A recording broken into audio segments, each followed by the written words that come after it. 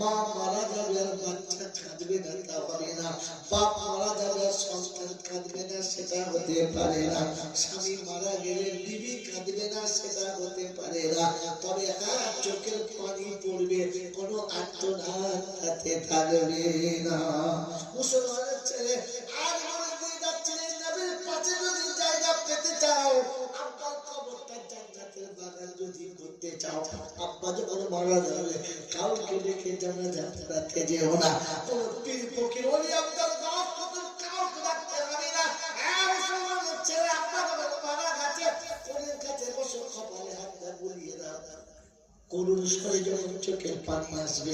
চোখের পানি পড়ুন বন্ধ করবেন না, মুঠি পানি বন্ধ হবে না। কাপড় কাপড় আপনি নিজে কিনে আনুন, নিজে হাতে কাপড় কেটে বার তৈরি করেন, কাপড়ের কাঠি যখন চলবে চোখের পানিতে কাপড় কাপড়টা যখন ভিজবে ফেরেশতারা তাকিয়ে তাকিয়ে দেখবে বাবা বাপের কাপড়ে বেটার চোখের পানি সহ্য হচ্ছে না,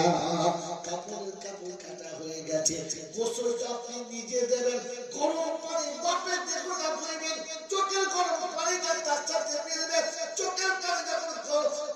গোসলের পানির সঙ্গে চলে যাবে বাপের গোসল হয়ে যাবে কাপড়ের শরীর, ফেরেশতারা বলে দেবে আর কর্পূর লাগাতে হবে না, আতর লাগাতে হবে না, ওকে নামারে চোখের পানি ওকে জাহান্নামের আগুন থেকে বাঁচিয়ে দেবে। সুবহানাল্লাহ বলে হ্যাঁ বাবা সুবহানাল্লাহ, গোসল দেওয়ার পরে কাপড় পরানোর পরে যেমন আপনি নিজে পরে নেবেন কবরে আপনি নামবেন, কাউকে নামাবেন না, আব্বাকে কোলে করে শুইয়ে দিয়ে রে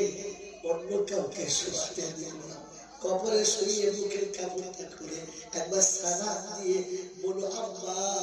আর কোনোদিন আব্বা বলে ডাকা হবে না, আর কোনোদিন কোনো কাজের ছুটে আপনার কাছে আসতে পারবো না আব্বা, তাই বড় করুণ স্বরে বলে যাচ্ছি শেষবারের মতো আব্বা তুমি যেন আমাদের ভুলে যেও না।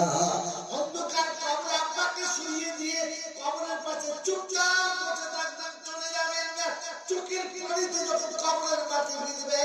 ওই সময় শয়তান এসে আপনার হাতটা ধরবেন আর বলবেন কাঁদিস না,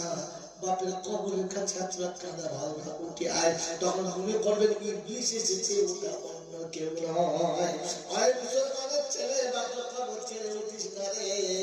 সবাই মাটি দিয়ে খানা খাবে, চলে যাবে যেতে দে, কবরস্থান যখন ফাঁকা হবে তুই যখন একা হবি আর কেউ কবরস্থানে থাকবে না, ওই সময় বাপের কবরে একবার হাতটা বুলিয়ে দিয়ে বলবি আব্বা সারা জীবন তোমার পায়ে হাত বুলাতে পারলাম না,